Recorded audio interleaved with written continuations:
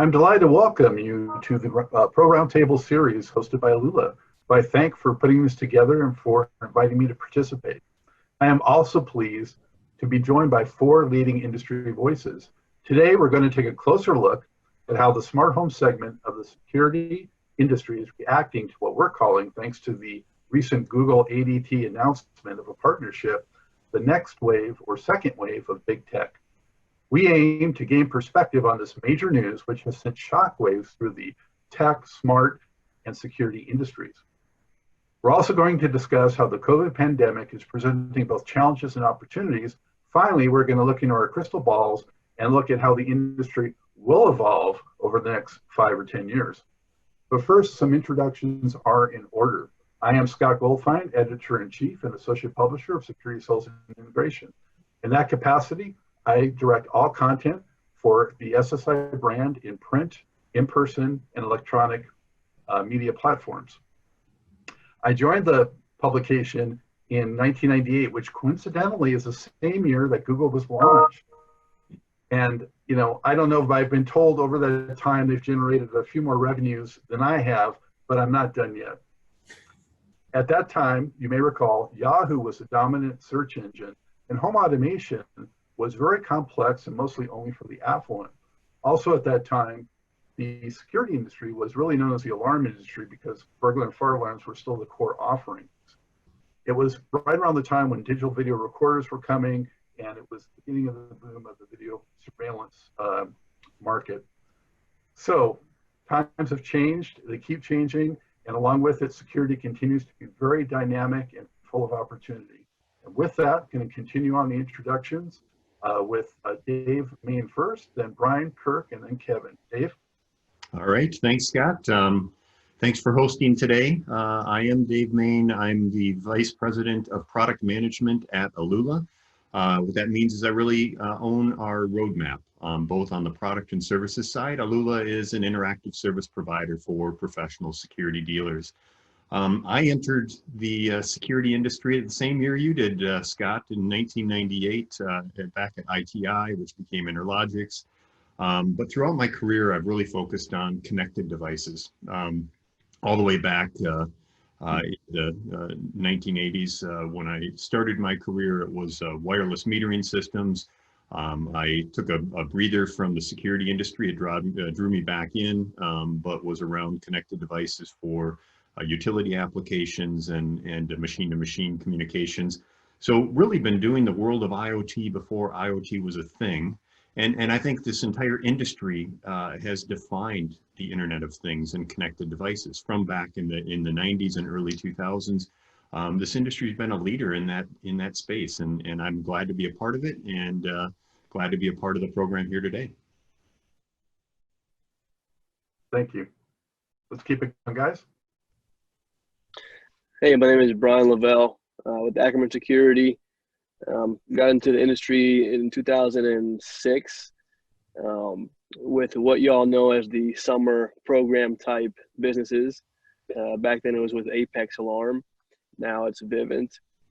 Had a lot of fun there. Did a lot of operations and lead teching, training, opening markets for Vivint in various parts of the U.S. and Puerto Rico.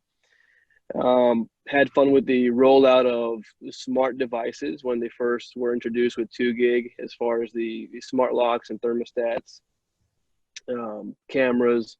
So as guinea pigs out in the field rolling these things out, we sure enjoyed that. From there, I helped different businesses, startups, get their security components put together. That's where I met Dave Main and his team when I was working with a company out of Lafayette, Louisiana that wanted to build out their security offering. They were a locksmith company and they wanted to also do security. So I helped develop their security division. Now with Ackerman, I was the director of operations there, technical operations for the past couple of years. And, we've definitely expanded on our product offering with Alula, and they've been a big asset to us and our customers. And now I'm out, doing some field work and doing some consulting from this end of the spectrum. So happy to be here with y'all. Thank you, Brian. Kirk? Hi, Scott. Good afternoon, and thank you. My name is Kirk McDowell, and I've been in the industry a little bit longer. Been in for 40 years. Was an owner-operator of an alarm company, ran a SDM top 50 company, was in manufacturing of both GE and UTC, and then worked at alarm.com for 4 years. About 2 years ago, I opened MacGuard Security Advisors. MacGuard consults to dealers and integrators across North America and a few in Europe as well, helping them strategize, plan for the future, grow, using their assets, their current assets to help grow their business. And sometimes we will talk in great depth about product and platform and do some evaluations for them. So I'm here to serve the industry and to serve dealers and integrators, and thank you very much. It's an honor to be here.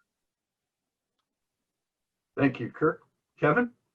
Yeah, Scott, Kevin Copeland with Unite Home, UNYTE. It's a little bit of a play on words. And the play on words is about uniting home services. So my background is actually software. I've been in the software industry for about 20 years. And what we uniquely bring to the market is a unified, a united platform that not only just services our customers on the home security side, but as well as other multiple home services that our customers can add from the same platform. So I'm fairly new to the industry in terms of the home security side of it, but definitely not as it relates to maybe the IoT and the software platform side. So happy to be here. Happy to have you. Thank you, gentlemen. Let's jump right into it. So trying to make sense of this Google ADT partnership news, what was your first thought or reaction when you first became aware of that? So let's jump in with Dave's reaction on that. Thanks, Scott.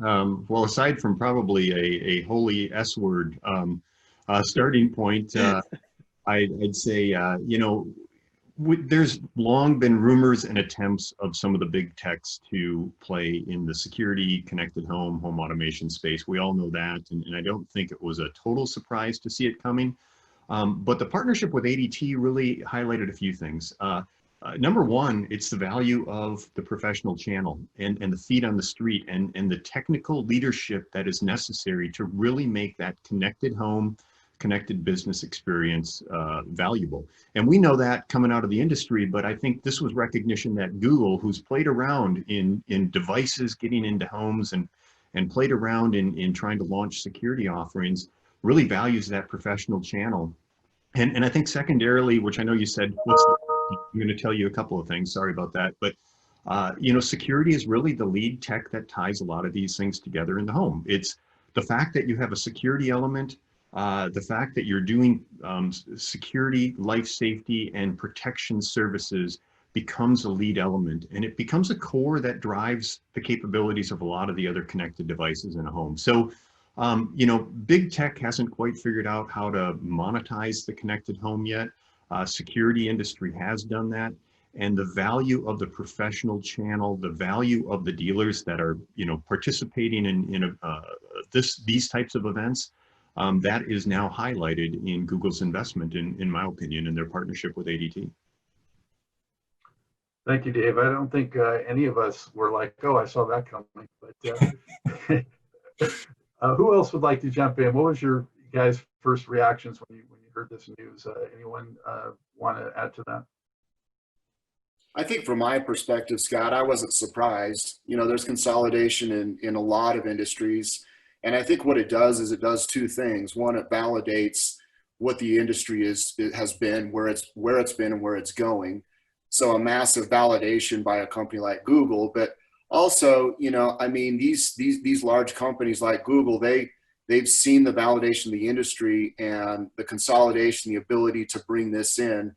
I think from my perspective, I'm not surprised at all. I see it as just a necessary part of the evolution of the industry. And, it just like any other industry, chaos brings opportunity. And certainly with this one, there's opportunity as well.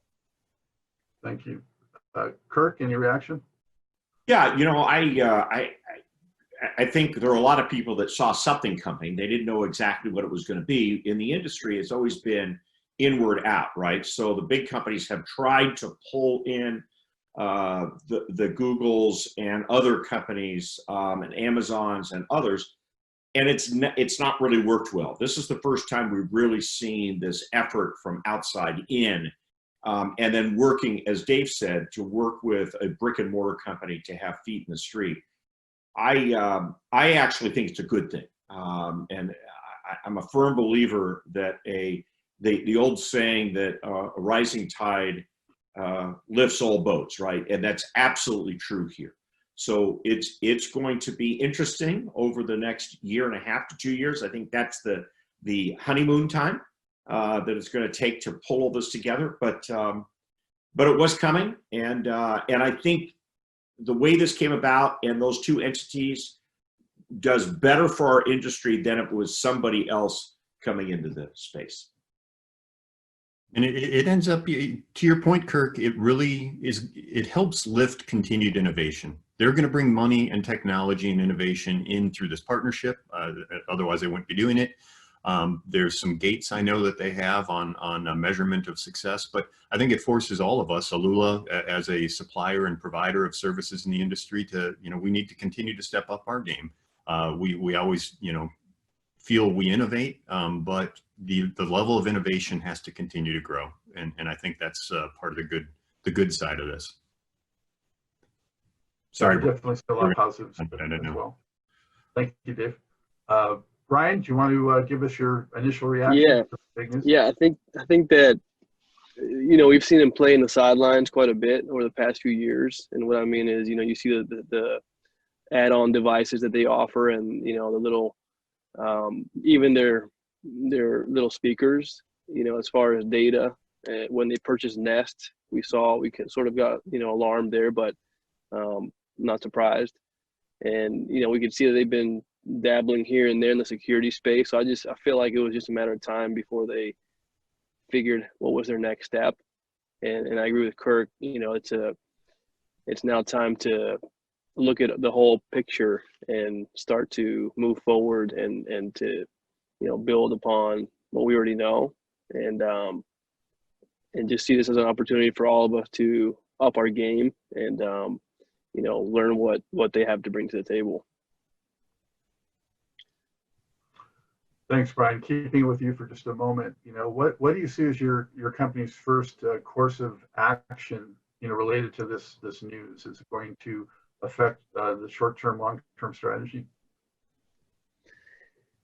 I don't think so. We've already started to offer Google products, within our offering as far as the speakers go. I love that Alula they already have a relationship with Google. So the biggest thing for us, I believe, is going to be to educate all our staff, all our technicians, all our customer care support to have that knowledge of what does Google offer that integrates with us. How do we educate the customer? It's going to come down to that. In the end of the day, we're still the professional. It's a well-known product, which is a good thing. We just have to be the teachers, if you will, of how does this benefit the customer and how does it integrate with what we offer in general overall. Thanks, Brian. Kevin, what about you? How does it impact your roadmap, short-term, long-term? Brian mentioned something interesting, and that is, it's a good thing from the perspective of it educates the customer, and I completely agree with that. Early on in my career, I competed with Microsoft, and many of Microsoft's products were kind of quote unquote free. And, and kind of comparing that time of my career with now, Google is kind of they're plowing the field for many of us because they can go out, they have massive marketing budgets, they're a household name, they can plow the field in such a way that we can come behind. But one of the things that we're doing specifically is if you stay status quo, you're a sitting duck, right? If you don't innovate, if you don't do something that is outside of what the norm is, you're a sitting duck. And what we've done is we found niches, we found multifamilies. That's a very lucrative piece of business for us. We've also found that, in these multifamilies, customers don't want just security. They want the ability to also have their internet, their TV providers. And so we've created a platform that integrates all those types of things. And in my opinion, if you expand the sale, if you expand the offering, you've stayed outside the phrase of a Google or a Microsoft or someone like that. And so that's what we're doing. That's what we've done. Thank you. Kirk, what would your advice be to dealers, to react to this? Obviously they've been hopefully moving toward these types of offerings, but I imagine, this makes them need to accelerate it to some extent. What would you advise? Yeah, so Scott, you've heard me say this before, and it's focus, right? I think what happens is when something like this occurs, dealers kind of sometimes run around with their head cut off and try to offer everything to everybody, right? So I say number one is focus, and number two is it's all about that customer experience, right? So you have to pick and choose your partners that are going to absolutely back you up 100%. And then get your company engaged, right? It is all about serving the needs of the consumer. And if you can do that, consumers are not going to look to leave you. And then utilize this to differentiate yourself on how you are different from our friends at ADT and Google versus you as a very traditional, proprietary, owned, what we used to call carriage trade company. I think, as they used to say in the movies, the world's your oyster. And I truly believe that going forward, that you can do that as long as you focus and treat the customer the way the customer needs to be treated. And then thirdly, of course, is make sure you are installing products and services that you intimately know and have the ability to add on, because you don't sell a customer one time. It's continual evolution throughout that entire life cycle of your relationship with the customer. Thank you. Dave, do you want to add anything to that? No, I mean, I think we've covered it well, and the only thing I'd add is I think we're in a great spot. They're coming to our turf, and I think what everybody's doing is emphasizing the need to support the reason they're coming here. And if we continue to do what we're doing and continue to innovate and differentiate ourselves in the marketplace, I think everybody's going to have a bigger piece of pie to have for dessert here. Very good. So, and you mentioned turf. When we talk about turf for the security industry, that turf has been, being the trusted service provider in people's homes, for many years. And that's one of the foundational elements that helps propel the industry forward and help us sell more and all that stuff. For safety and security, you've got to be that trusted provider. So how does this change that dynamic? We've built this over years. And Google, there's some concern about data privacy and that sort of thing. So how do you see that sort of fleshing out? Kevin, you want to jump in on that one for us? Yeah, I think that, one thing that you cannot underestimate is the personal touch, right? I mean, I look back, I look at Bose and Sonos, for example. I was a big Bose fan, and Bose was very similar from the standpoint, you buy it, you kind of DIY it, you put it in, whatever. And I think Sonos is, they've gone circles around Bose, and the reason is because they do provide a personal touch. And I think that in this same industry, Google's massive. Are they going to be able to provide a personal touch? Kind of look at what their background is and how they do business. And so cannot underestimate the personal touch, the relationship with the customer. Like Kirk said, the ability to offer once you're in the home, once you're in the business, to be able to expand that sell and continue to have that relationship with the customer. So that's the piece I think that can't be underestimated. You've got to have that personal touch, and you got to have that confidence with the customer, because the second you lose it, you're going to lose to a Google. You're going to lose to a large provider like that. Thank you. Does anyone think that the Google name in the home attached to smart homes and security might spook some customers at all? Anyone want to jump in on that? Yeah, let me take a stab at that. Yes, I do. I think customers will eventually get over it, but I do. think that consumers are going to be concerned about that. And I think dealers may foster that a little bit on their communication path to end users, depending on how they want to position that. But I want to come back to something that we were talking about a few minutes ago, because maybe it'll tie this together. You know, I've always said that a security system sale is an event-driven sale, right? So something has to occur before you put in an alarm system, right? This changes that whole discussion point, right?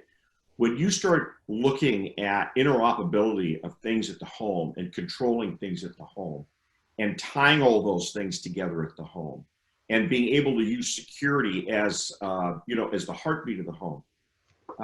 Back to Kevin's point, those are all really cool things to do, but at the end of the day, it's the person that's going to be able to tie it together and give that personal touch that's going to be able to do it. So taking your question, and are consumers going to be concerned about that? I think yes, but I think their lifesaver is going to be the traditional feet on the street, brick and mortar alarm entity, either integrator or dealer, that can serve the needs of that customer and pull that all together for them and dispel those fears about going with big tech controlling your home, because it's not big tech. We're your neighbors and we care. And I agree completely, Kirk, with the concept, and really both Kevin and Kirk on the feet on the street and that personal touch is of value. But in terms of concerns over anybody entering your home, it all comes down to the value that they deliver. And we all know when we search in Google, they're popping ads up, and everybody knows that, and they're watching everything we type. And then when you go to social media, that's what's going to show up in your feed. We all know that. We inherently know it. We don't care as long as it adds value, and suddenly I'm shopping for something I didn't expect to before. It comes down to, can they deliver value, and do they improve and connect technology to people's lives in a meaningful way? To the extent they have success, people get over the fear hurdle. When it starts to get creepy, when I start to see an ad for something I was talking about that I never searched for, that kind of bugs me a little bit. And they're pushing the limit a little bit and seeing where the resistance is. And I think they're going to have to play that game a little bit as well as they enter this space. You know, let's not forget we're talking about security here, right? I mean, I gave the example of sound system between Bose and Sonos, right? I mean, that's kind of a personal preference. I believe Sonos has provided that personal touch that I'm referring to, but we're talking about security. And people take that very seriously. I think they're going to look at it and say, hey, what can I get interoperability, very similar to what Kirk is talking about, but they still care about their security. And that is where that differentiation is. This is not just something that you walk in and you say, okay, what's my cheapest solution, and just buy it right off the shelf. You want to know what you're getting yourself into. And that provides the opportunity for differentiation. Fair enough. Yeah. Looking at the big picture, thank you for that, Brian, by the way. Does anyone think that Google may eventually, I've heard some speculation, try to buy like all of ADT residential? Anyone think that could be in the future? Yeah, I've written about this, so let me start and give you my opinion, and then I'd sure love to hear from my colleagues here. I think there's probably one of three choices here, or somewhere in between. Number one, it is exactly as they've stated. We want to sell product, and ADT owns the customer. We want to bring those two together, and so the best way to do it is the way we did it, right? $450 million investment with another $125 million for product roadmap. Number two is it's a trial, and it's a honeymoon period, right? And it's to determine whether or not they will be successful in the home utilizing ADT as a catalyst. Or number three, which is what I've written about, is no, this is just a staged approach, right? It's just the first 20%. Then there'll be a second and a third and a fourth. And I truly believe that at some point they do want to own the entire ecosystem, very similar to Vivint, who owns the entire ecosystem. But that will yet to be seen. It's going to be interesting 2 to 3 years from now if that plays out. So That's my prediction. I'd love to hear what my colleagues have to say. I just, you know, so Kirk, I think you're spot on with one observation that I've made. I think this is probably more likely. I think it was number two, your second option here. Look at how Google entered the technology device space. They made a very huge investment in acquiring Nest Thermostat. And they got into cameras by making a slightly smaller, but still $500 million investment in acquiring Dropcam. And so they've been making these big bets.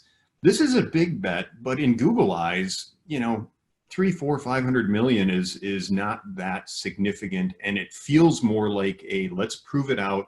Let's demonstrate that this helps us gain more traction. Let's demonstrate that this helps us monetize things in a different way. And then we'll continue the investment. If it proves out, no question, they're going to acquire the rest of it. But if it ends up being, I'll say when they bought Nest, they didn't necessarily grow the numbers at Nest. They paid a premium, assuming they were going to grow the numbers, but the numbers stayed relatively flat. And I think this is a very cautious move in Google's eyes relative to what they've done in the past, which leads me down the path of this is probably a, let's try this out and see if we can make this thing fly. That's what my observations are anyway. Yeah, I agree with Dave. You can see how they're excited about a product that they've made, and I don't think they've felt that they've had enough people buy it. You know, you have it in Best Buy, you have it at Walmart. You know, I feel like they're anxious to see how much further they could take it, and by utilizing ADT to carry that forward, that's their move.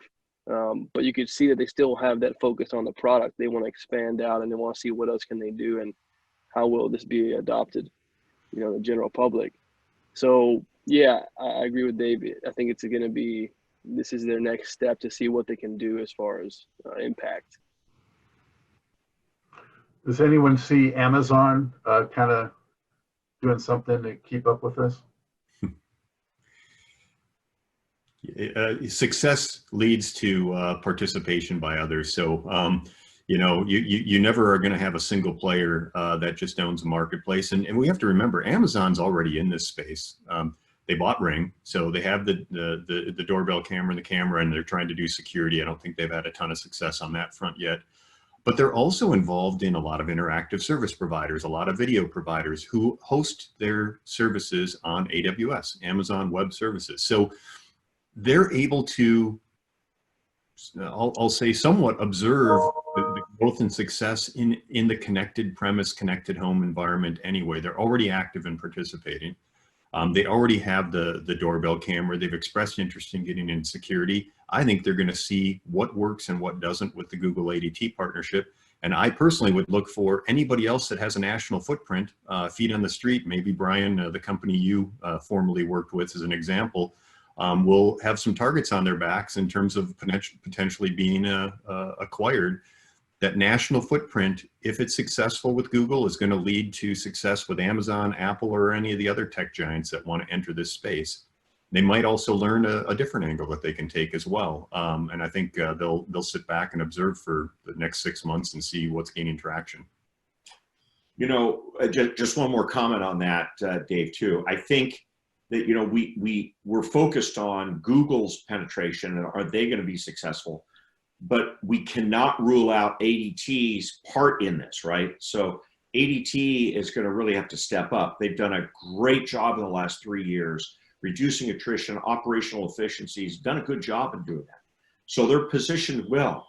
There are not a whole lot of national providers that can say they're positioned well, with the exception of possibly some that we've talked about earlier, right? So it's going to be an interesting challenge there. But I believe it would be a provider going out to Amazon and bringing them in rather than the other way around. Well, that will certainly be interesting to see how that fleshes out. And we'll talk a little bit more about the future before we conclude.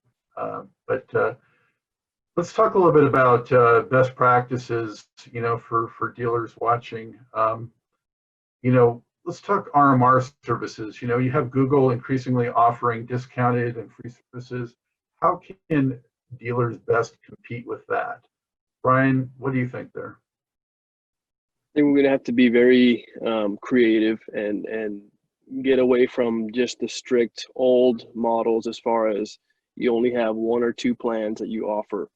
You know, you're going to have to get creative about, you know, sort of offering, you know, you have your in the DIY space in the Google world and all these other Simply Safes, you have different types of monitoring, you know, you have different types of interactive services. You're going to have to have a few extra options that sort of mimic or can compete in the space they compete, because what they offer is not the same that you can offer.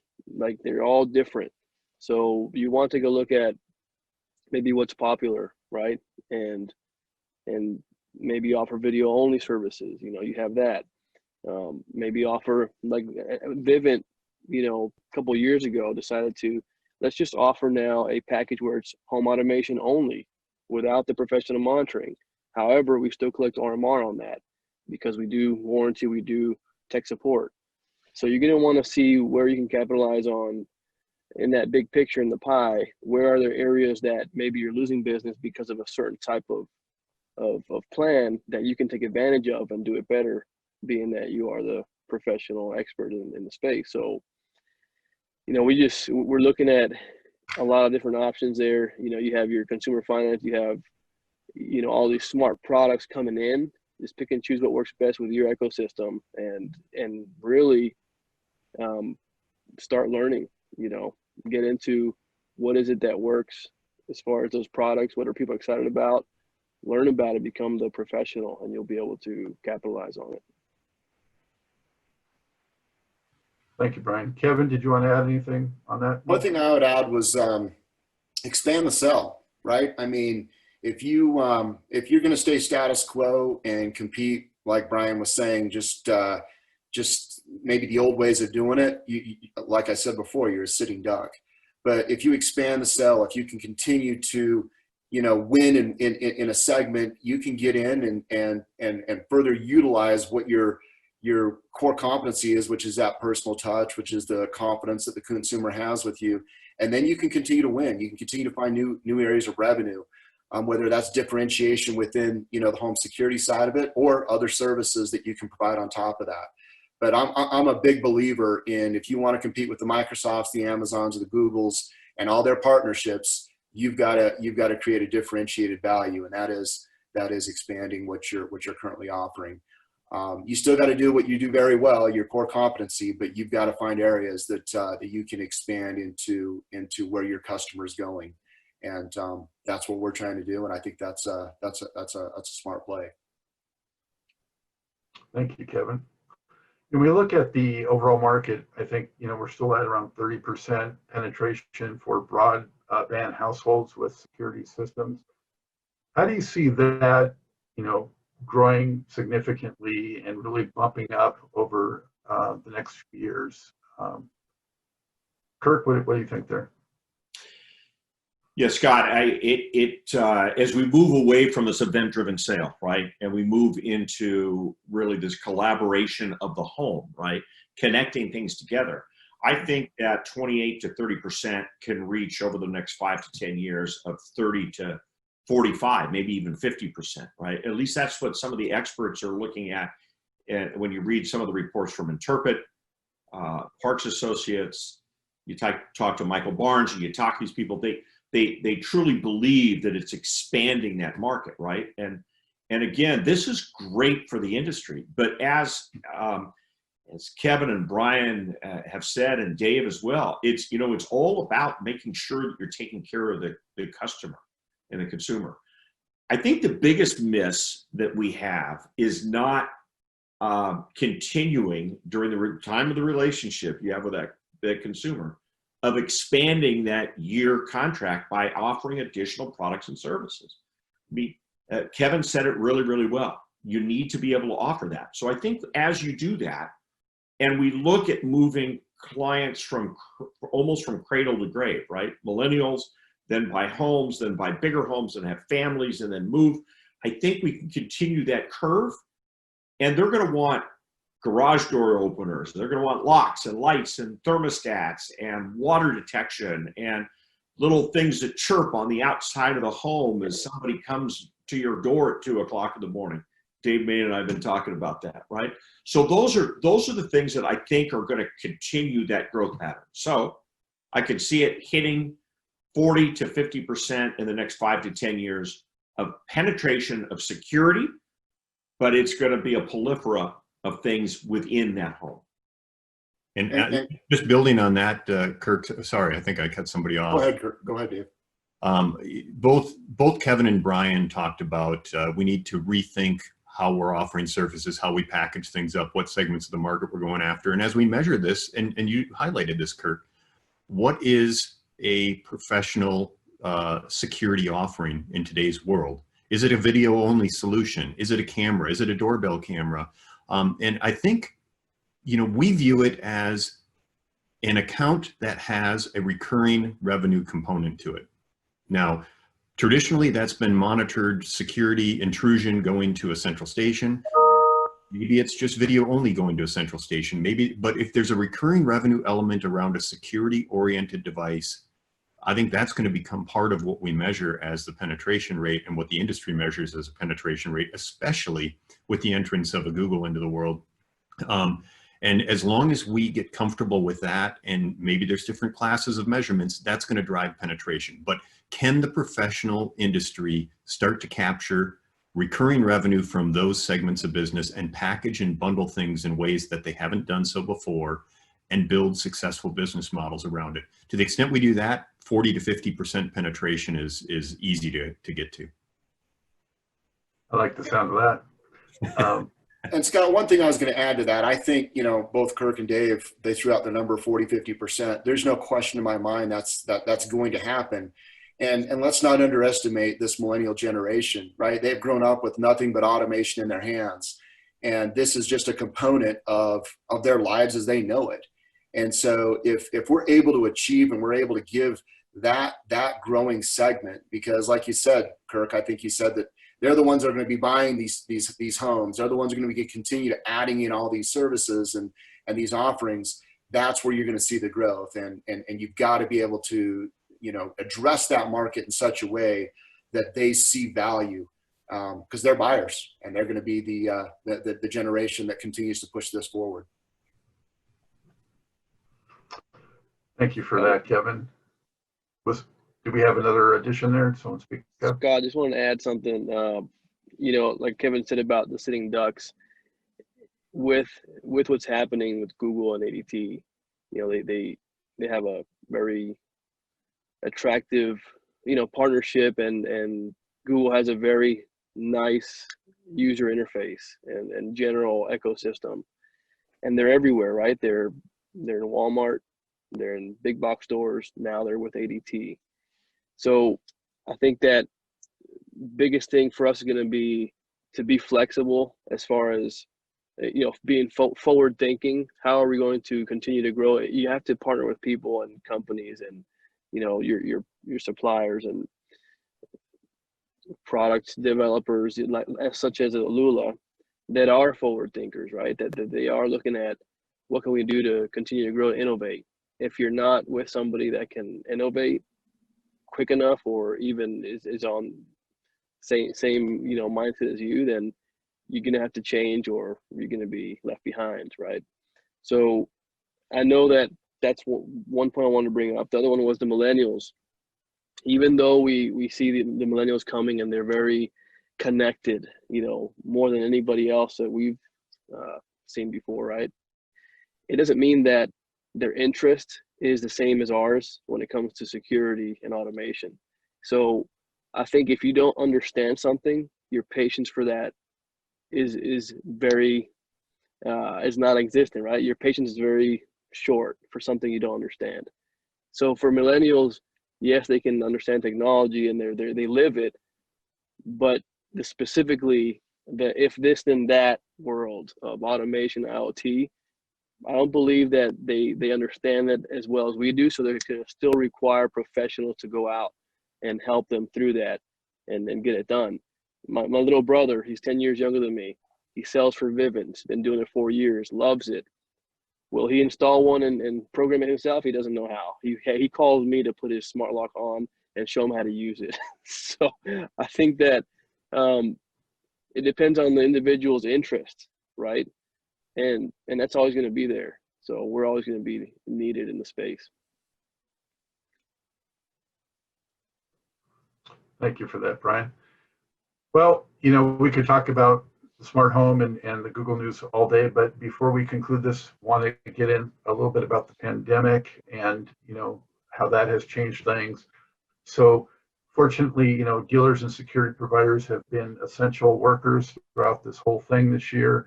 The tech is changing in the home, people working from home.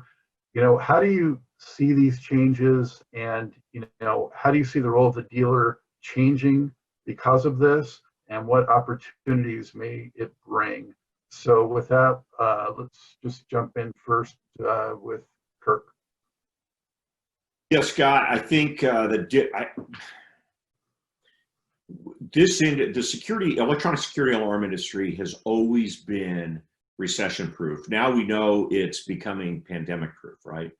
But we have to change the way we go to market.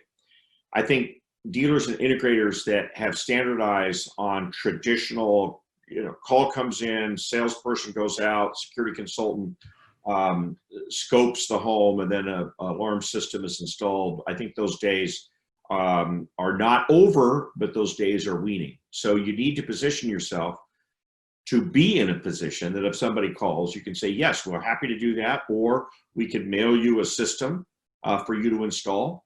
And then if you run into an issue, just press the button and we'll be there to help you install it, right? So it's do it together or do it with me, DIY or traditional installed.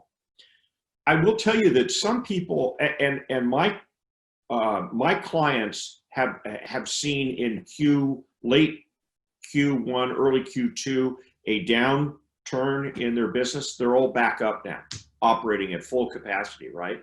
So I think it was a blip on the screen. Now that said, as we continue to work from home, as all of us are today, I still want to know what's happening. I still want to know where my children and my grandchildren are. So I want cameras that I could be able to see. As Dave Main said, maybe that's security to me. Maybe looking at the front of the street, making sure the kids are fine, are A-okay.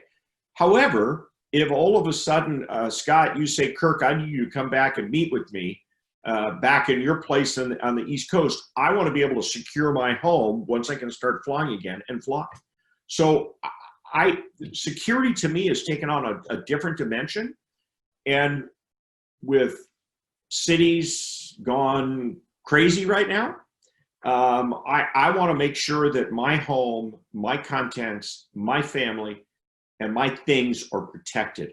So it is changed, but I think it's changed for the security industry for the better, as long as your company is prepared to make those changes and you make sure that the Alula continues to produce products and services that run that entire gamut. Building on Kirk, oh, sorry, Scott, go ahead. No, I was going to say, go ahead, Dave. I was going to bring you back in for that. Yeah. No, I mean, Kirk opened and mentioned a couple of times, security has long been an event-driven purchase. It's been an event-driven thing. Well, guess what? Social unrest, pandemics, they're events, and they have led to uneasiness with people. You read every story out there on what are some of the implications of the pandemic we're faced with. Well, there's uncertainty, there's anxiety, there's a change in lifestyle. All of those are leading to a desire to nest a little bit and to protect. And so I think there was a downward blip, but it's actually increasing in terms of what we're seeing in activation rates on security devices going into homes. And I think our dealers are experiencing that as well. And we've seen a specific uptick on what I'd call the local or regional dealers, those that have that presence in a city and in an area.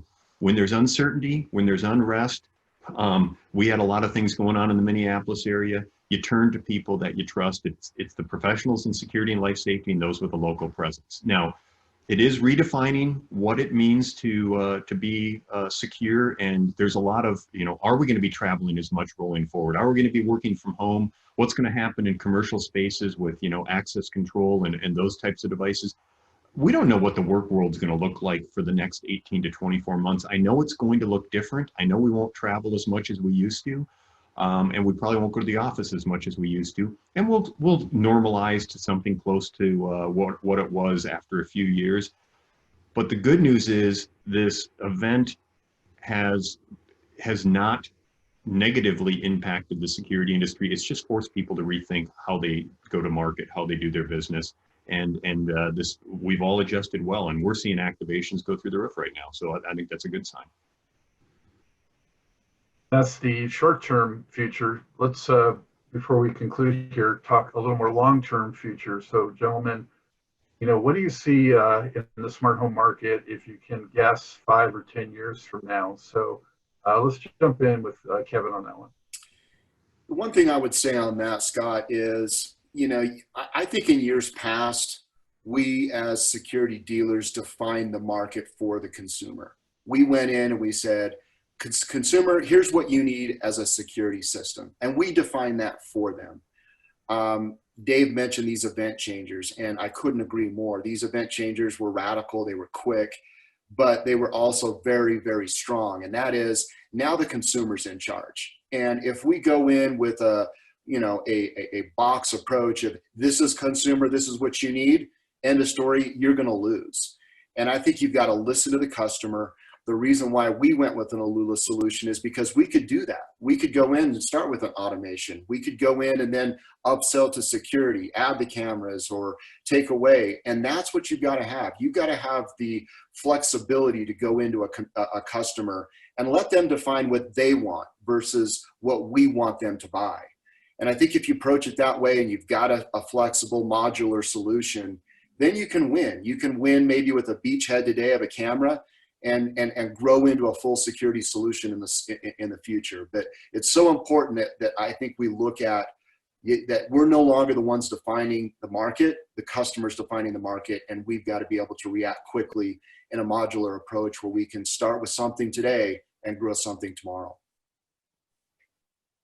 Thank you, Kevin. Anyone else want to jump in about what may lie ahead for the smart home? I just want to comment that,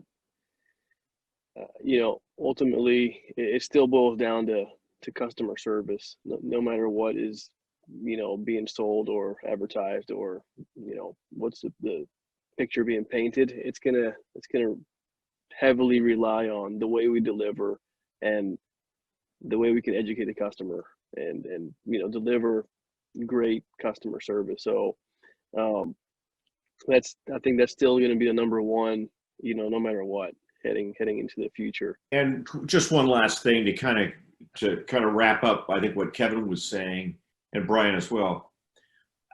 Truly, the consumer drives the market today and will continue to drive the market today and tomorrow, right?